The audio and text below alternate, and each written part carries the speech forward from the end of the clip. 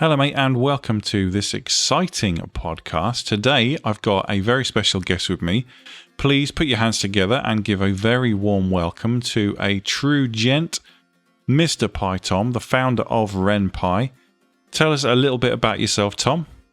Sure. My name is Tom. I'm a programmer both by day and also RenPy is my hobby / side project at this point. Let's see, I've been programming since I was about like 10 or so. Okay. Wow. My parents got me the old Commodore 64 computer back in the day, back in the 80s, back when it was a relevant computer. Yeah. And the first thing they got me with it was a programming language called Logo. Okay. Which if anybody knows about it, it's the one where you drive a turtle around. It has a little like cursor on the screen called the turtle that draws lines behind it. Yes, I remember now. Yes, crikey, that is a while back. So they actually saw a show on PBS, which is the public television here in the U.S. Called Nova that had a profile of this and how let essentially children learn to program before they even were able to know algebra and that sort of thing. Yeah. And so my parents got me Terrapin Logo for the Commodore 64. So I'd say I've almost never known how to use a computer without programming it. Yeah, fair play. Yeah. God, you brought back some memories to me there as well. The turtle, I'd forgotten about Terrapin. Wow. That's crazy. Yeah, and then after that, kind of went into, a mix of teaching myself and also I have a computer science PhD. Okay. And so that kind of mix of the combination of both the self-taught, most of the programming skills I'd say are self-taught, but a lot of the being in all sorts of interesting projects, having nice things to work on. And then when I was in college as an undergrad, it was actually my early in grad school that I started work on RenPy just as a hobby project. Sure. Yeah, I find maybe your experience with this is different, but over here in the UK, I find finding courses specifically based on coding very, very hard to come by. It's always bundled in with something else. I went to college and did a BTEC National Diploma in Computer Studies, of which only 20% of that was coding. There was a lot of algebra and kind of architecture and stuff involved as well, and I wasn't interested in all that. I just wanted to know how to code. I want to know how to make that move to there. I mean, it's a sort of thing though that you almost need something to challenge yourself against. I want to be able to make this, and so without those other sort of skills that you learn, it's almost it's just hard to do things entirely in a vacuum. Like that. Definitely. And I will say, in my day job, I'd say just about everything I learned in school, even the stuff I thought I'd never use, I wound up using over the course of 20 years or how long I've been doing this professional. Sure. Too long. Hey, it's all good. So what prompted you to, were you a visual novel fan, or did you just kind of see a gap in the market that you felt, you wanted to challenge yourself with? Yeah, it's basically, I started off as an anime fan back, in the late 90s or so. Anime just started showing up in America, both, on television, and there were anime clubs. Sure. Back in the day when an anime club was a place you actually went to watch anime because it was the only place you could get it. Yeah. This was back in the days when people would copy VHS tapes. Yeah, so it was sort of like a Ghost in the Shell, Guyver kind of era. Yeah, exactly. Maybe a year or so later than that, but yeah, very early. I know I was watching that first airing of Evangelion, that kind of stuff. Yeah. Wound up getting into a bunch of anime based on visual novels, the original canon series. Was one, and that's how I found out about visual novels in general. Then started playing some of them, both some of the commercial ones of the day, and some of the really early Western ones. Yeah. And the problem was there just weren't very many because everybody who wanted to make one, at least in the West, essentially had to develop a custom engine. They were all very different. Yeah. And I basically said, I'm a programmer. I can, if I spend my time making a reusable tool that people can use to make their own games, like it used to be you had to have.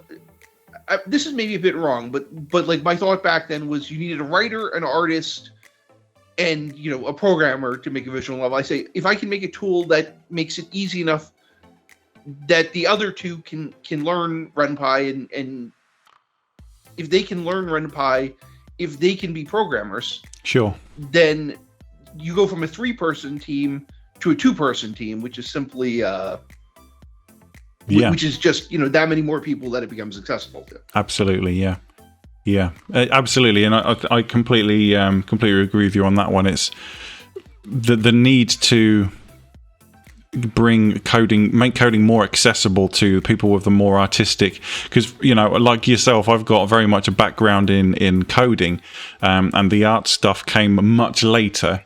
But I would definitely not call myself an artist, because using DAZ Studio is more of a scientific principle than anything else, because you're applying photography principles rather than art principles. In that, I'm not pulling out a paintbrush or drawing with my pen tablet. I'm just manipulating cameras and lights around models.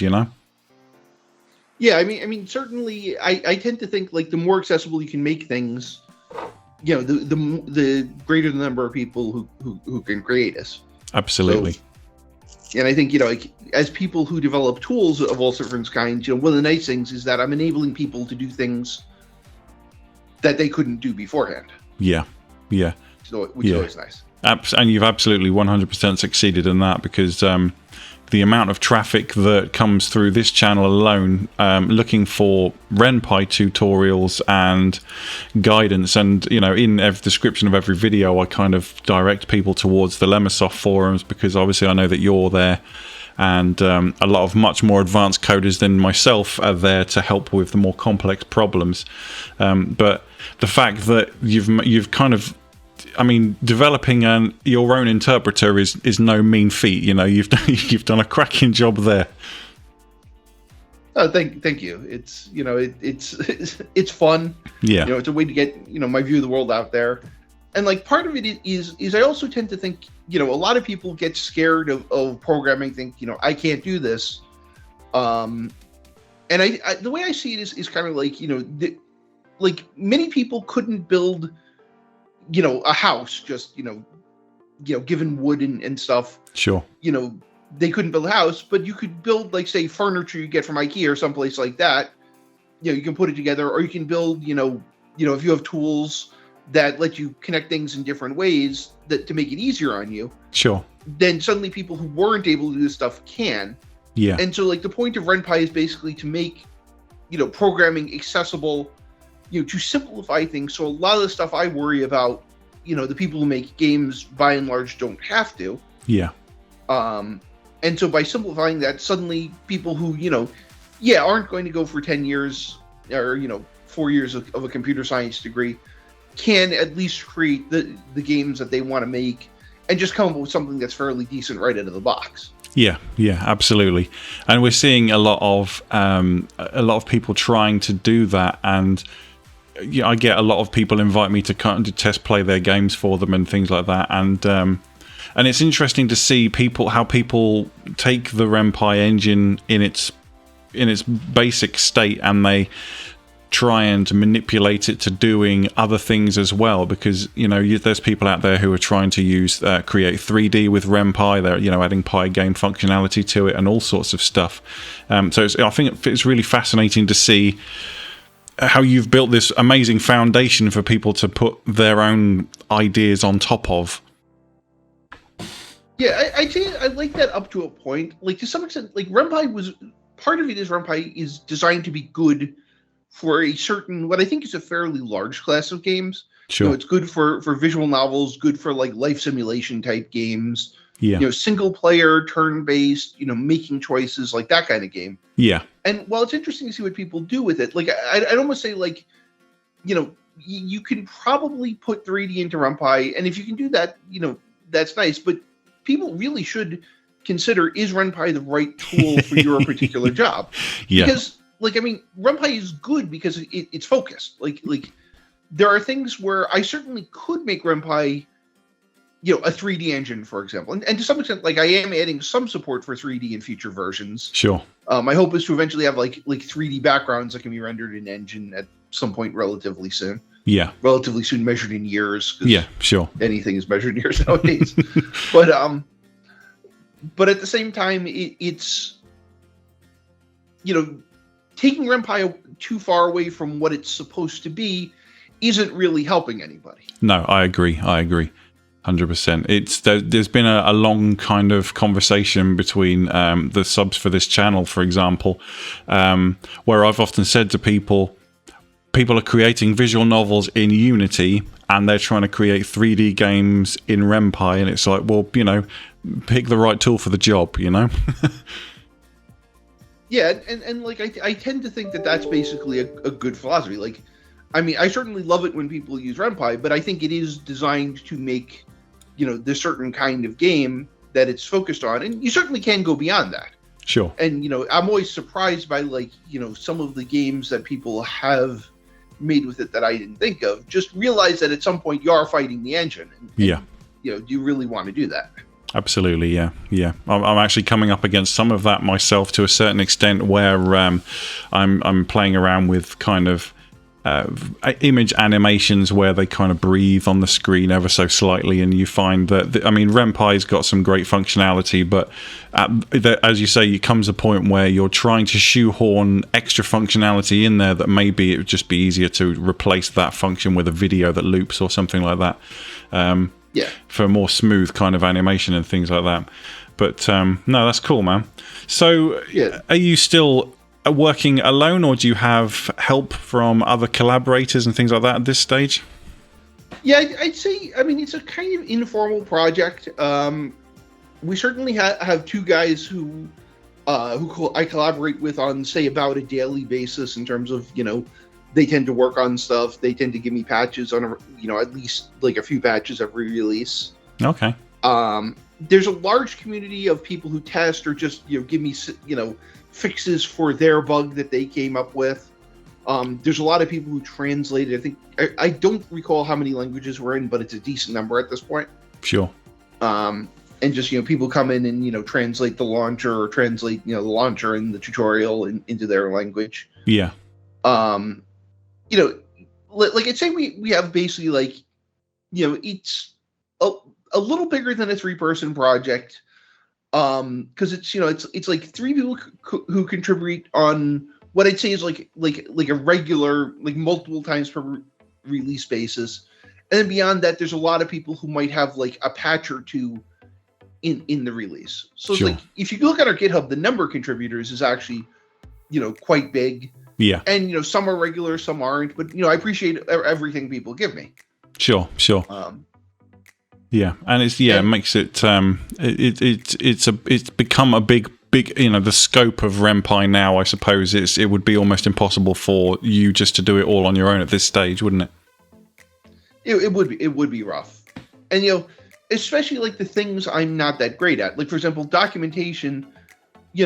I think it's okay, but certainly like I told you before we started. I never learned RenPy, so it's hard to put myself in the position of somebody who's new to it. Sure. So I like that there's plenty of people that are making, tutorials, written documentation, videos, you name it, that are teaching people how to do things and explaining it in ways that I have trouble explaining. Sure. I'm glad that there's people who are, using it and finding, the issues and sending them back to me so that I can then, go and improve it for everyone. Yeah. So it is, I'd say there's a larger community because like there isn't like one of the philosophies of RenPy is that the engine isn't that different from your game. Like there isn't like a sharp separation of, this is where the engine ends, this is where your game begins. Let's never cross that boundary. Sure. People can, most of the features that I add to RenPy are implemented in terms of functionality that you as a game developer have access to. Like, yeah. All of the normal displayables are the equivalent of are based on the same technology as creator-defined displayables are. Yeah.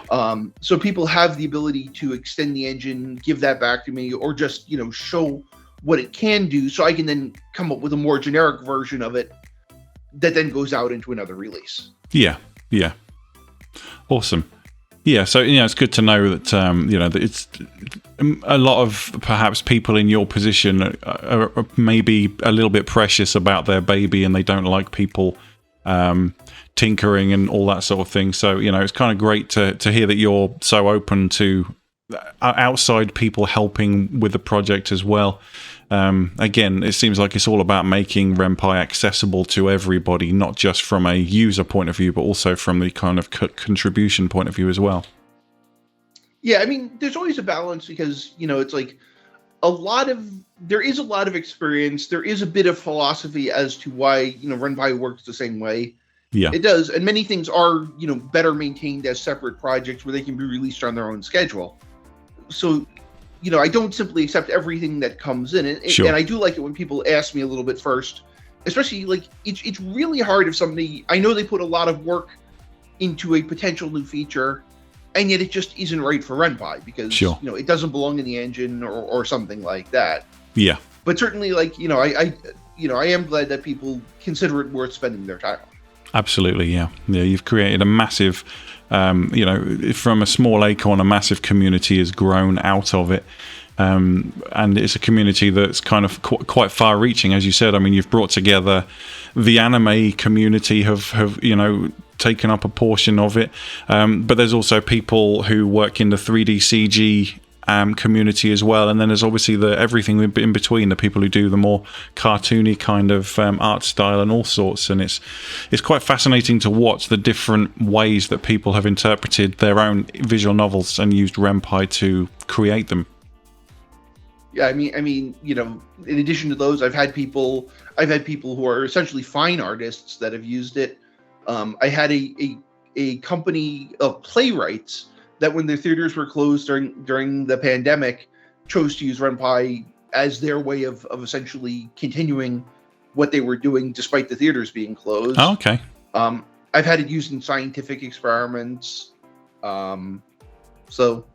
Yeah, it's funnily enough you mentioned that. Actually, I was just thinking, on my full-time job, I'm a teacher in IRL, and on quite a few occasions I've actually considered using RenPy because we're dealing with a generation of gamers now. Creating learning materials out of RenPy and turning it into a kind of a game is almost an interesting way of creating assets that we can use to educate the younger generation as well. Yeah, I mean, once you're at the point where people are old enough to read and operate the computer, I think that there is a decent opportunity for life simulations that are less story based and are more like actually teaching you real life skills. Sure. In the visual novel community. Awesome. I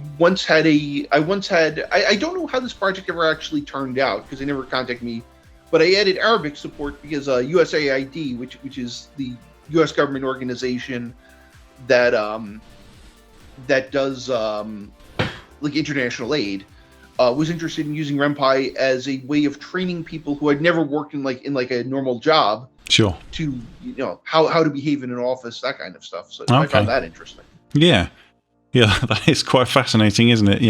And it must be quite satisfying for you to see such a broad spectrum of people using RenPy for their various different needs. Yeah, I mean it's incredibly rewarding just to see, when people send me a message, say, I used it for this. Oh, RenPy was my first start in programming, and I just graduated with a degree. Yeah, that's just super rewarding. Yeah, definitely. So, where are you thinking? What direction is RenPy headed in next? What's the next big thing that the subs can look forward to? I think Python 3 support is just necessary to guarantee. I think we're coming up on 16 years, if I'm remembering correctly, and so I think to guarantee RenPy's around for another couple decades, Python 3 is the obvious place, and finally Sure. porting fully to Python 3, that's hopefully going to happen in the next, let's say months. Cool. I do think integration, we spent a lot of work to integrate. Basically, RenPy has moved from 2D to 3D with the 7.4 series. Sure. It isn't really using it for very much at this point, but a lot of the infrastructure is there. So the ability to say, okay, here is a 3D modeled background, and we can just pop your characters down anywhere you want in that background. Sure. And coming up with ways of doing that is something I think is kind of important. Okay. And that just simply making sure that it runs, everywhere, and just works on as many platforms as I can keep working on. Yeah.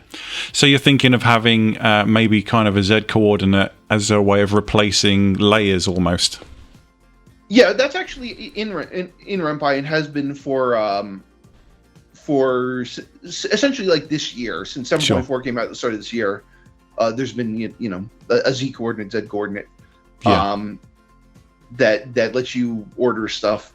You have to enable some stuff if you want to actually sort by that, but it certainly will do things like scale the characters appropriately. There's a new functionality called the 3D stage. Yeah. That lets you essentially display multiple 2D images, but with perspective scaling and so on. And what I kind of like to do is have the ability to mix 3D models with those 2D images. Yeah, that would be very cool. Yeah, absolutely. So you've been doing this for, as you said, quite a while. If there was one piece of advice that you could give young Tom when you started this project, what would that be?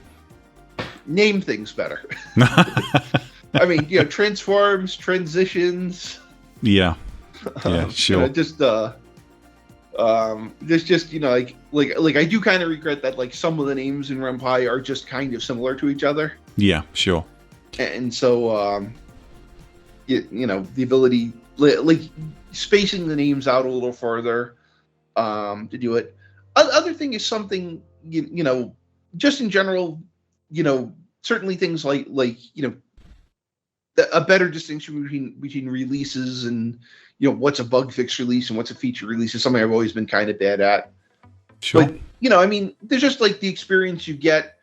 It's a kind of balance between like, certainly if I was to rewrite RenPy, it would be somewhat better. I don't want to say it would be incredibly better, but then I'd break everybody's games. And I really do think that one of the most important things is to keep supporting the games that people are working on, because I realize people invest years of their lives into building a project on RenPy. Yeah, definitely. And so like even if I know I could make it a little better, if it's gonna hurt everybody who's already invested in it, I don't think it's worth it. Yeah, absolutely. Yeah, I think the fact that you've managed to keep supporting all of the older content for so long is a testament to your own and the guys that are helping you out, the dedication that's involved in supporting the visual novel community and not just treating it like a pet project, a data science project almost. Yeah, RenPy is open source software, and it's it's really meant to be used. I care a lot, about making sure it's an actual usable project and not just a toy. Yeah. And that means it's maybe not the same project it would be if it was completely standalone, but I do think that the compromise we come up with is hopefully a good one. Sure. I think that again, it's when you look at an alternative piece of software, for example, I use Unity as an example, but you quite often find when they release an update, it breaks all of the old functionality, which is a pretty crummy way to treat people who are essentially using your software, because someone might be, as you say, building a project on their own that's going to take years and years, and then Unity goes ahead and updates, and then they've got to start from scratch, and that can be a real kick in the teeth for a dev, as I'm sure you're very well aware. Yeah, and I've tried fairly hard to avoid having those flag days where you just have to redo your project. Yeah. There's probably is going to be some, when we move to Python 3, there probably, like right now my plan is to release for at least several years Python 2 and Python 3 versions of RenPy in parallel. Sure. So people can at least finish and release the projects that were entirely Python 2. I suspect the changes won't actually be as big as people think. Yeah. But at the same time, I do want to at least have a decent amount of experience with how to move things over from one to the other. Sure. Before, before ending the Python 2 version. Yeah, I mean, I would say the majority of cases, certainly in my own experience of the functionality, the Python functionality that I use, there would be minimal disruption to my own projects in the changeover. In fact, all it would do is introduce new functionality and new commands and keywords that I can use to streamline my code. And I would venture to guess that the majority of indie devs out there using RenPy would probably be in a very similar position where they would be able to transition across without too much difficulty. I think that's right, with the asterisk that there's basically like 3 levels of RenPy developer. There's the person making their first project who's, largely using the default interface, is mostly functioning on like the script language portion of it. Sure. And, they're fine. There's the person who's a bit more advanced, who's, customizing the GUI, who are, going in there and making some, a lot of customizations, but really sticking with like the things RenPy is good at. And there are people who are just putting in a lot of Python, doing a lot of custom stuff. Yeah. And, they're all people I need to address. Sure. Yeah, very broad audience. Yeah, it's certainly a juggling act. You do, as I say, you're doing very well at maintaining it so far, my friend. I do my best. I mean, cool. So, if you had any advice that you wanted to give to aspiring programmers, maybe not specifically RenPy programmers, but just people who are interested in maybe treading a similar path to yourself, what advice would you give to those people? I think it's what's the quote? True artistship is Steve Jobs' quote.